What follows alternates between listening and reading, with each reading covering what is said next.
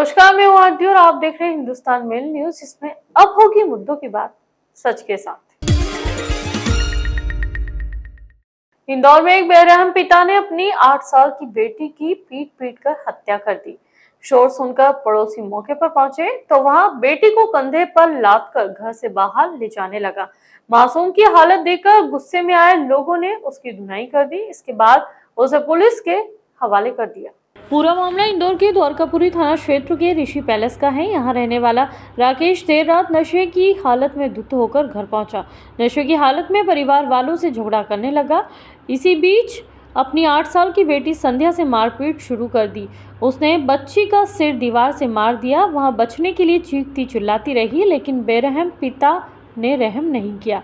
कुछ ही देर में संध्या निढाल होकर जमीन पर गिर पड़ी। उसके बाद आरोपी उसे कंधे पर रखकर ले जाने लगा तो लोगों ने उसे पकड़कर उसकी जमकर पिटाई कर उसे पुलिस के हवाले कर दिया। विवाद का कारण फिलहाल सामने नहीं आया है। घटनास्थल से जो साक्ष्य मिले हैं उससे लगता है कि आरोपी ने बेरहमी से बच्ची को मारा। उसने जमीन पर पटका शायद बड़ा पत्थर भी मारा। उससे पूछताछ भी की जा रही है। वहीं एडिशनल डीसीपी अभिनव विश्वकर्मा ने कहा, पुलिस को सूचना मिली थी कि एक अज्ञात व्यक्ति शव को लेकर जा रहा है। मौके पर पहुंचने के बाद शव को बरामद कर पोस्टमार्टम के लिए भेजा गया। शुरुआती जांच में पता चला है कि आरोपी का मानसिक संतुलन ठीक नहीं है। विश्वकर्मा ने बताया कि 2 साल पहले आरोपी की पत्नी उसे छोड़कर जा चुकी है। वह 70 वर्षीय मां और 2 भाइयों के साथ रहता है। जी, आज दिनांक को द्वारकापुरी थाना क्षेत्र में करीब शाम के वक्त एक सूचना प्राप्त हुई पुलिस को कि एक अज्ञात व्यक्ति है जो कि एक बच्ची को अपने कंधे पर लेके जा रहा था। वहाँ उत्कर्ष गार्डन के पास द्वारकापुरी थाना क्षेत्र में जब लोगों ने वहाँ पर उसको रोका और टोका पूछताछ करी तो उन्होंने पाया कि लड़की मृत थी। उसके किसी परिचित ने जब उसकी पहचान करी तो पुलिस को सूचना करी कि इस प्रकार से व्यक्ति एक मृत लड़की को लेके जा रहा है। पुलिस ने मौके पर पहुँच के आरोपी से लड़की का शव बरामद किया और उसको पोस्टमार्टम के लिए अस्पताल भेज दिया गया है। और प्रथम दृष्टया आरोपी से पूछताछ के दौरान आरोपी की मानसिक संतुलन कुछ सही नहीं समझ में आ रही है और अभी तक की जानकारी के अनुसार घटनाक्रम कहाँ हुआ है और किस प्रकार से हुआ है ये कहना थोड़ा मुश्किल है। कौन है सर जिसने हत्या करी है?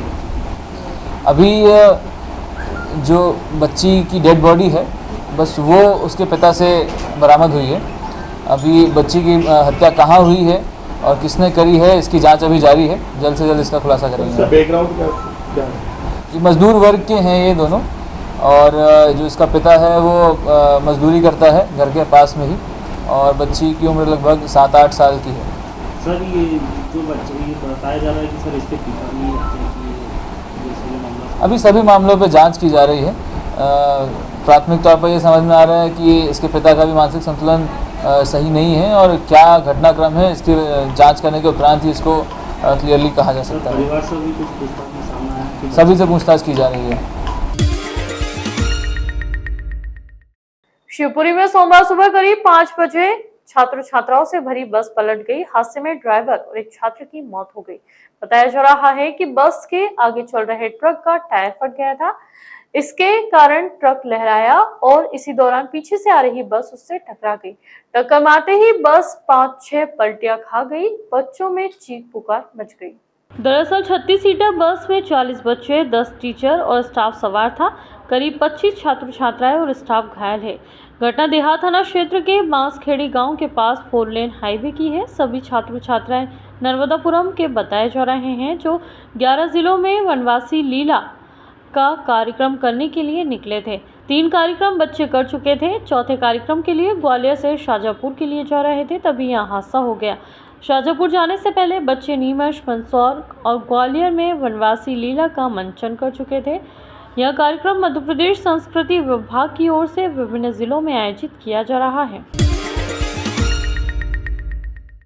देवी अहिल्या यूनिवर्सिटी की बीकॉम, बीए, बीबीए और बीएससी सहित अन्य यूजी की सेकेंड ईयर की परीक्षा के फॉर्म जमा होना शुरू हो गए हैं।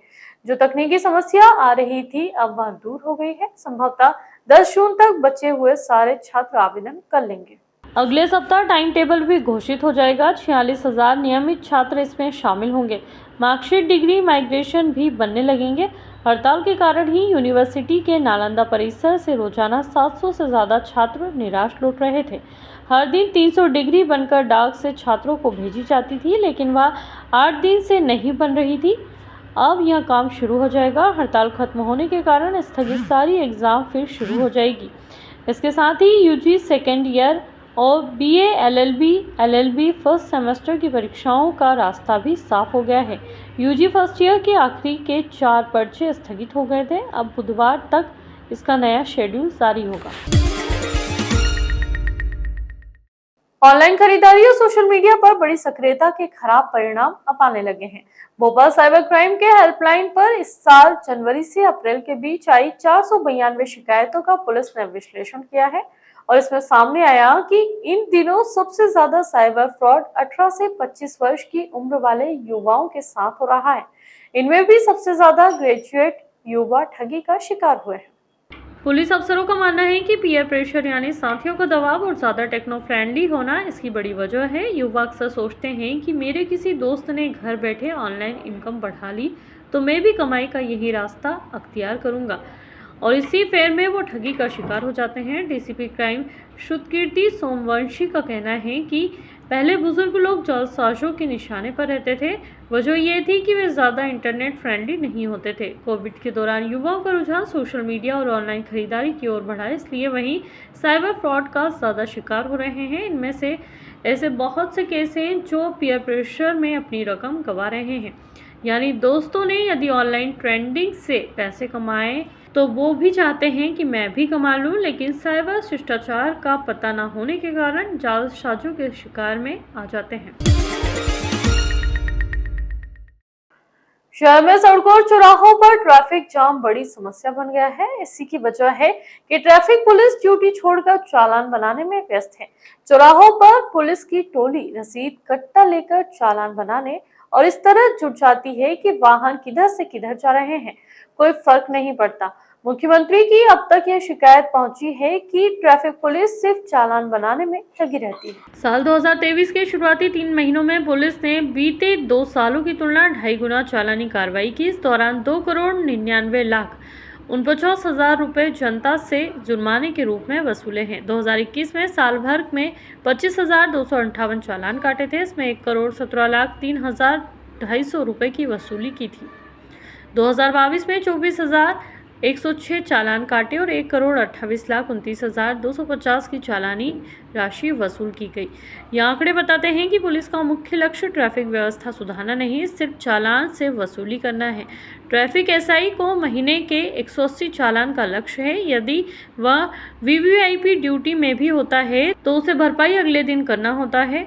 एएसआई और जवान को हर दिन कम से कम 12 चालान का लक्ष्य है। फिलहाल के लिए इतना ही। ऐसी अन्य खबरों के लिए देखते रहिए हिंदुस्तान मेन न्यूज और चैनल को सब्सक्राइब करना ना भूलें।